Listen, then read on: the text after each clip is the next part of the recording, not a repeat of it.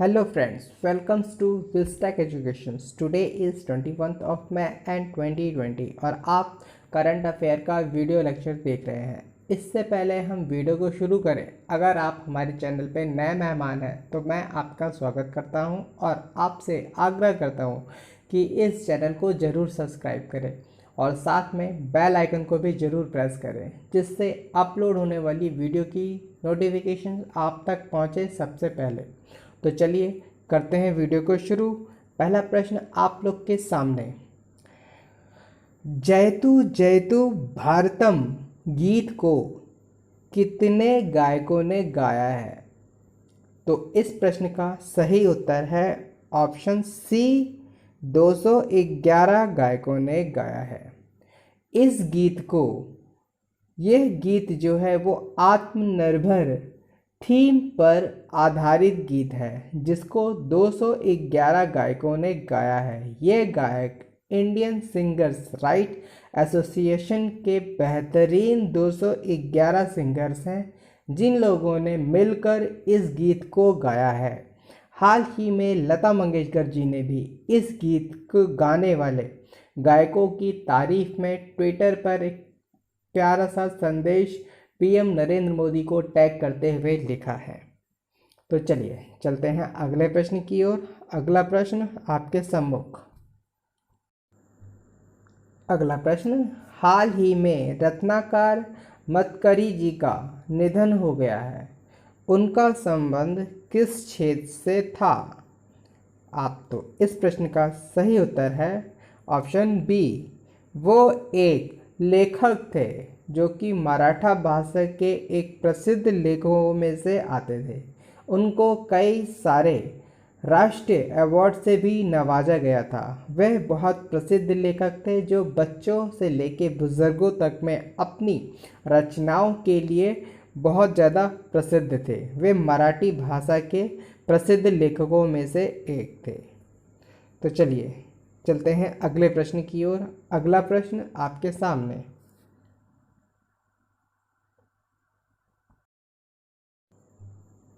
अगला प्रश्न, हाल ही में कोविड-19 के बाद शुरू होने वाली दुनिया की पहली खेल स्पर्धा कौन सी है?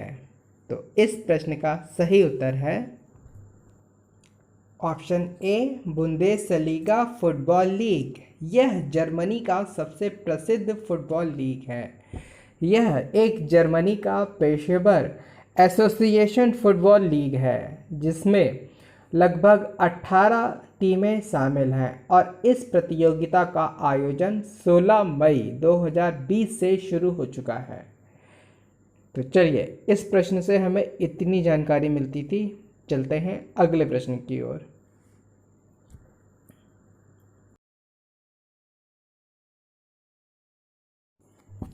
अगला प्रश्न, हाल ही में भारत में सबसे शक्तिशाली इंजन WAG-12B 60029 को विकसित किया गया है। इसकी कार्य क्षमता कितनी है? तो इस प्रश्न का सही उत्तर है ऑप्शन बी, 12,000 हॉर्स पावर।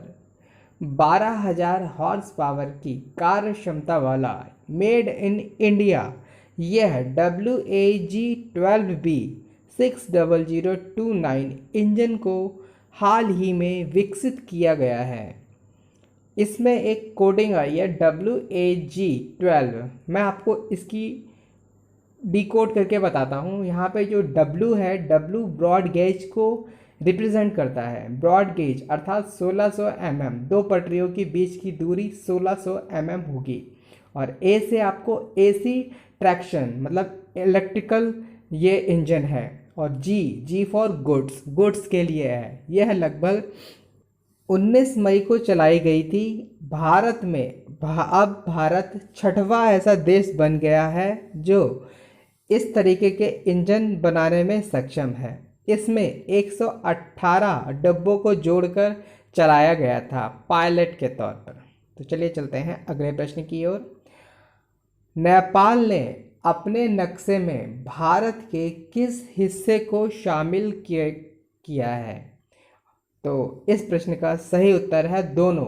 काला पानी, लंदिया धुरा और लिपू लेक। ये चित्र में आप देख सकते हैं, ये तीनों जो जगहें हैं इसको हाल ही में नेपाल ने अपने नक्शे में दिखाया है, जिस पर भारत ने अपना कड़ा ऐतराज़ जताया है। अब जो मैं वीडियो रिकॉर्ड कर रहा हूँ तब तक एक खबर आई है कि नेपाल ने इस नक्शे को दोबारा रिवाइज किया है और इस नक्शे को दोबारा से दिखाया गया है।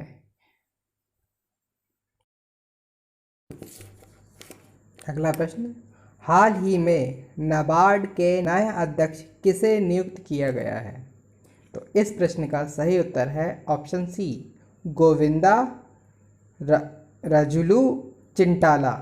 गोविंदा राजुलू चिंटाला जी को नाबार्ड बैंक अर्थात national bank for agriculture and rural development के अध्यक्ष के रूप में 2 वर्षों के लिए नियुक्त किया गया है।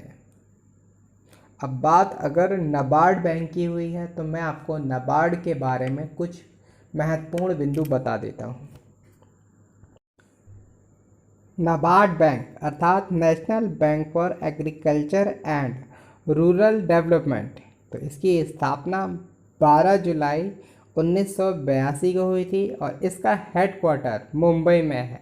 और प्रेजेंट टाइम में जो इसके चेयरमैन, जैसा मैंने बताया है, इनका जो गोविंदा राजुलू चिंटाला जी हैं। प्रेजेंट टाइम में जो चेयरमैन है गोविंदा राजुलू चिंटाला जी। तो चलिए, इस प्रश्न से हमें इतनी ही जानकारी मिलती थी। अब हम लोग चलते हैं अगले प्रश्न की ओर। अगला प्रश्न, हाल ही में इन्फोसिस ने कोरोना वायरस के प्रसार को धीमा करने के लिए किस कंपनी के साथ साझेदारी की है? इस प्रश्न का सही उत्तर है रोड आइलैंड ऑप्शन ए। इसी कंपनी के साथ में हाल ही में इन्फोसिस ने कोरोना वायरस के उसको कम करने के लिए साझेदारी की है।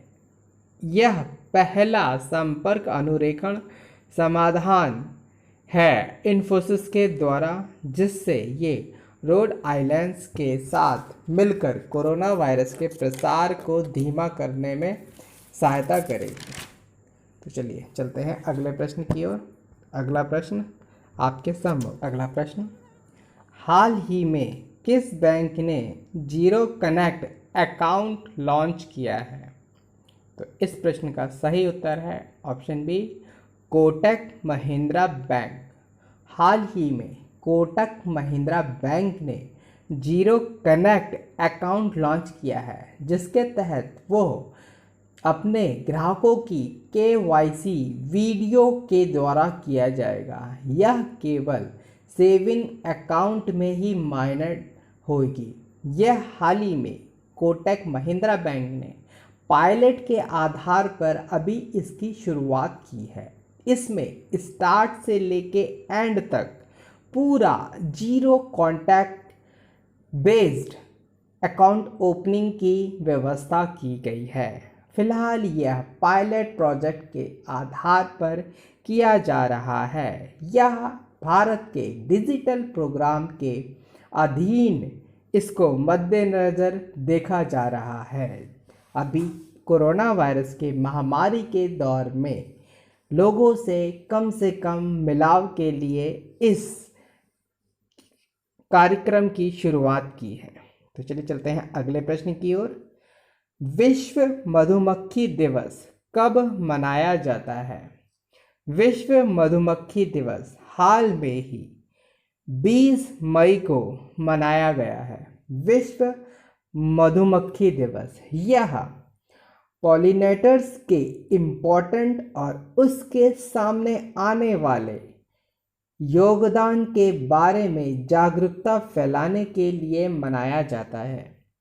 इस वर्ष का विश्व मधुमक्खी दिवस वर्ल्ड बी डे की जो थीम है सेव द बीज, मधुमक्खी को बचाओ।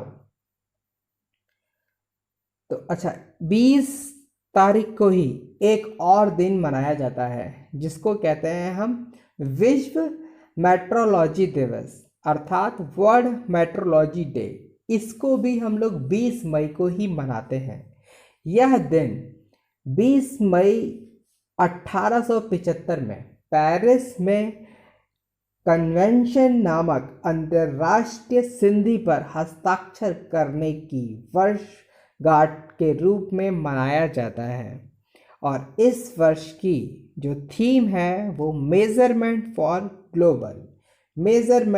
ग्लोबल इस वर्ष वर्ल्ड मेट्रोलॉजी की थीम है। आप थीम याद रखिएगा, अक्सर एग्जामों में थीम ही पूछी जाती है। तो ठीक, इसके साथ ही मैं वीडियो का अंत करता हूं और आशा करता हूं आप लोगों को वीडियो अच्छी लगी होगी। अगर आप लोगों को ये वीडियो अच्छी लगी है तो कृपया करके इस चैनल को सब्सक्राइब जरूर करें और साथ में बेल आइकन को भी प्रेस करें जिससे अपलोड होने वाली वीडियो की नोटिफिकेशन आप तक पहुंचे। Thanks for watching, have a good day.